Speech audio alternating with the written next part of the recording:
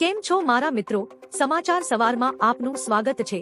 વિડીયોમાં જોડાયેલા નવા દર્શકો ચેનલને સબસ્ક્રાઇબ કરી લો અને જૂના દર્શકો વિડીયોને લાઇક કરી દો। તો ચાલો જોઈએ આજના તાજા અને સૌથી મોટા સમાચાર।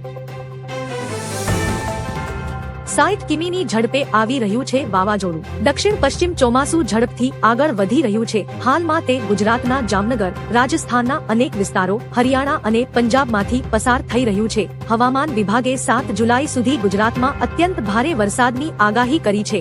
સૌરાષ્ટ્ર અને કચ્છમાં ભારે વરસાદની ચેતવણી જારી કરવામાં આવી છે। 40 થી 60 કિમી પ્રતિ કલાકની ઝડપે પવન ફૂંકાશે। છત્તીસગઢ અને વિદર્ભમાં અતિભારે વરસાદની આગાહી છે।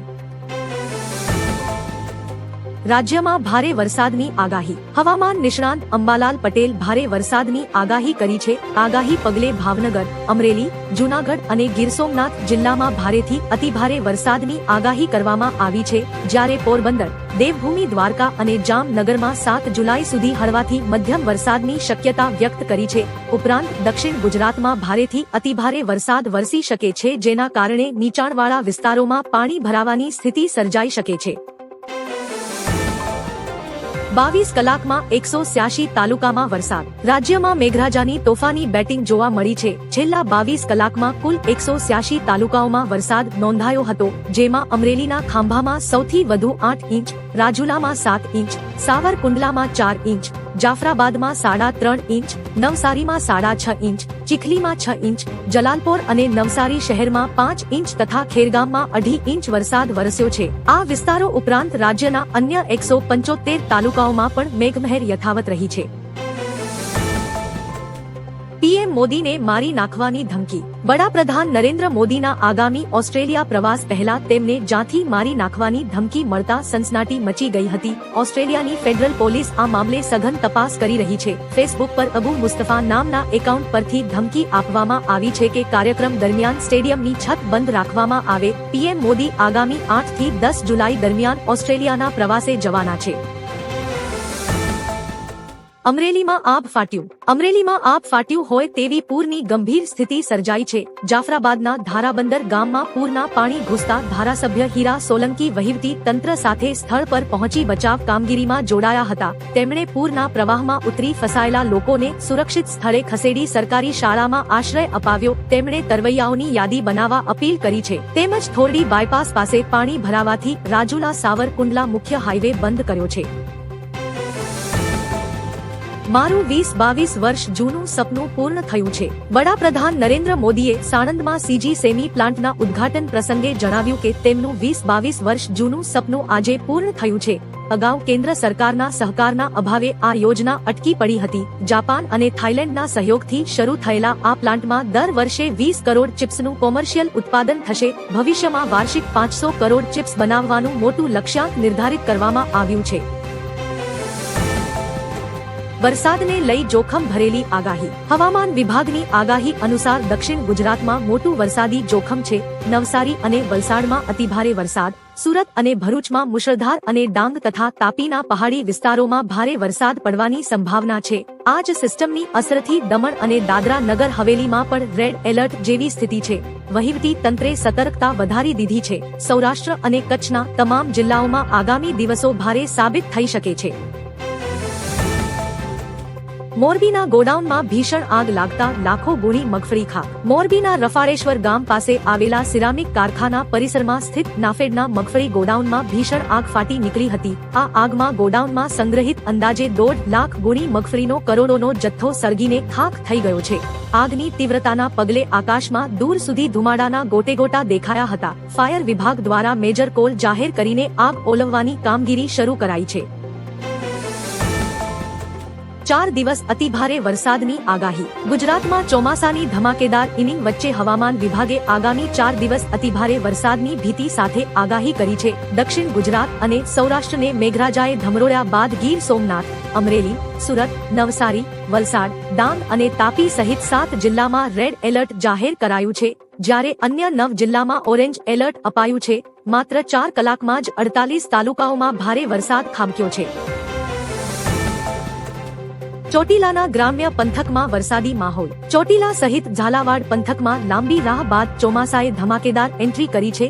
ઝીંઝુડા, મોલડી, કાળાસર અને ખેરડી સહિતના ગ્રામ્ય વિસ્તારોમાં હળવાથી મધ્યમ વરસાદ વરસતા વાતાવરણમાં ઠંડક પ્રસરી ગઈ છે અને લોકોને બફારાથી રાહત મળી છે. ખેડૂતોમાં પણ ખુશીનો માહોલ છે કારણ કે આ વરસાદ કપાસ અને મગફળી સહિતના પાક માટે લાભદાયી બનશે. હાલ વિસ્તારમાં વરસાદ ચાલુ છે. કેબલ સ્ટેટ બ્રિજનું લોકાર્પણ. અમદાવાદ અને ગાંધીનગર જિલ્લાના પ્રથમ કેબલ સ્ટેટ બ્રિજનું સીએમ ભૂપેન્દ્ર પટેલના હસ્તે લોકાર્પણ કરાયું છે. 175 કરોડના ખર્ચે નિર્માણ થયેલા કેબલ સ્ટેટ બ્રિજ પર દરરોજ 2 લાખ કરતા વધુ વાહનોની અવર જવર રહેશે. ભાટ ચોકડી પર બનેલા આ બ્રિજની લંબાઈ અંદાજે 1.5 કિલોમીટર જેટલી છે, જ્યારે તેની પહોળાઈ 27 મીટર રાખવામાં આવી છે. રાજ્ય સરકારની આ ભેટ બાદ ટ્રાફિક સમસ્યાથી મોટો છુટકારો મળશે.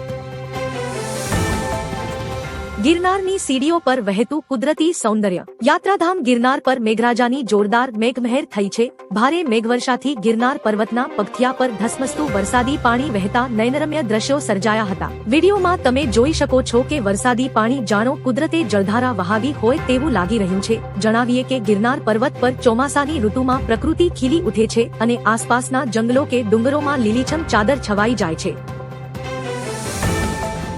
આતંકવાદ અને વાતચીત સાથે ન ચાલી શકે. ભારત અને પાકિસ્તાન વચ્ચે ટ્રેક 2 વાર્તાની અટકળો પર ભાજપ નેતા રામ માધવે મોટું નિવેદન આપ્યું છે. તેમણે કોલંબો સંમેલનને ટ્રેક 2 સંવાદ ગણાવવાના અહેવાલોને દુષ્પ્રચાર ગણાવ્યા છે. પુરી, પુલવામા અને પહેલગામ હુમલાનો ઉલ્લેખ કરતા તેમણે સ્પષ્ટ કર્યું કે ભારતની પાકિસ્તાન સાથે વાતચીત શરૂ કરવાનું કોઈ કારણ નથી. મોદી સરકારની નીતિ એકદમ સ્પષ્ટ છે કે આતંક અને વાતચીત ક્યારેય એકસાથે ચાલી શકે નહીં. ઉનામાં મેઘરાજાએ રૌદ્ર રૂપ બતાવતા ગામોના સંપર્ક તૂટ્યા. ઉના પંથકમાં 8 ઇંચ વરસાદ ખાબકતા સમગ્ર વિસ્તારો બેટમાં ફેરવાયા છે. ગત સવારથી વરસી રહેલા ભારે વરસાદને કારણે અનેક ઘરોમાં વરસાદી પાણી ઘૂસતા ઘરવખરી અને અન્ય સામાનને મોટું આર્થિક નુકસાન થયું છે. આકાશી આફતના કારણે ખત્રીવાડા ગામ સાથેનો સંપર્ક તૂટી ગયો છે. ભારે વરસાદના કારણે 2 ગામોને જોડતો માર્ગ પાણીના વહેણમાં ધોવાઈ જતા ગ્રામજનો સંપર્ક વિહોણા બન્યા છે. હજુ પણ આ વિસ્તારોમાં ભારે વરસાદની આગાહી છે.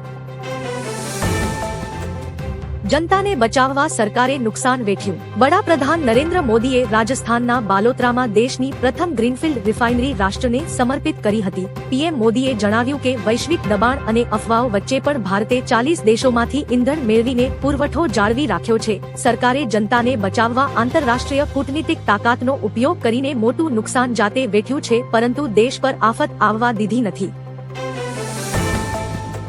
અદાણી ગ્રુપની મોટી જાહેરાત. પશ્ચિમ બંગાળ સરકારે દાવો કર્યો છે. અદાણી ગ્રુપ ન્યૂ ટાઉનમાં 2000 બેડની આધુનિક હોસ્પિટલ બનાવશે, જેમાં 1000 બેડ ગરીબ દર્દી માટે ફ્રીમાં હશે, જ્યારે બાકીના બેડ વ્યાવસાયિક સેવાઓ માટે ઉપયોગ કરવામાં આવશે.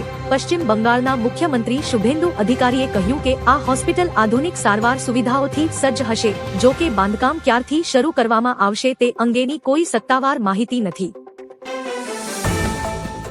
દક્ષિણ ગુજરાતના લોકો સાચવજો. બંગાળની ખાડીમાં સર્જાયેલા લો પ્રેશર સિસ્ટમના કારણે દક્ષિણ ગુજરાત અને સૌરાષ્ટ્રમાં ભારે વરસાદની આગાહી હવામાન વિભાગ દ્વારા કરવામાં આવી છે.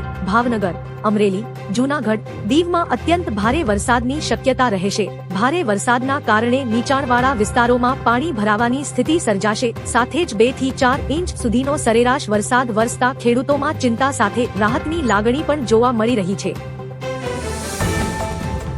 રામ મંદિરમાં ગણતરી માટેના નિયમોમાં મોટો ફેરફાર. અયોધ્યાના રામ મંદિરમાં દાનચોરીની ઘટના સામે આવ્યા બાદ ટ્રસ્ટ દ્વારા સુરક્ષા અને પારદર્શિતા વધારવા માટે કડક નિયમો લાગુ કરાયા છે. હવે દાનની ગણતરી ટેબલ ખુરશીને બદલે જમીન પર બેસીને થશે. ગણતરી કરતા કર્મચારીઓ માટે ખિસ્સા વગરનો ડાર્ક બ્લુ ડ્રેસ કોડ ફરજિયાત કરાયો છે. આ ઉપરાંત કાઉન્ટિંગ હોલમાં મોબાઈલ, કેમેરા કે કોઈ પણ સામાન લઈ જવા પર સંપૂર્ણ પ્રતિબંધ મૂકી 2 સ્તરીય સુરક્ષા ગોઠવાઈ છે. હિન્દુઓને સાવધાન રહેવાનું જરૂર છે. રામ મંદિરમાં કથિત ચોરી મામલે બાગેશ્વર ધામના મુખ્ય વધુમાં તેમણે લોકોને તપાસ એજન્સીઓ, કાયદા અને સરકાર પર વિશ્વાસ રાખવાની અપીલ કરી હતી. તપાસ બાદ જે કોઈ પણ દોષિત ઠરશે તેની સામે કડક કાર્યવાહી કરવામાં આવશે. ચંપત રાય અંગે તેમણે કહ્યું કે આ સંપૂર્ણ તપાસનો વિષય છે.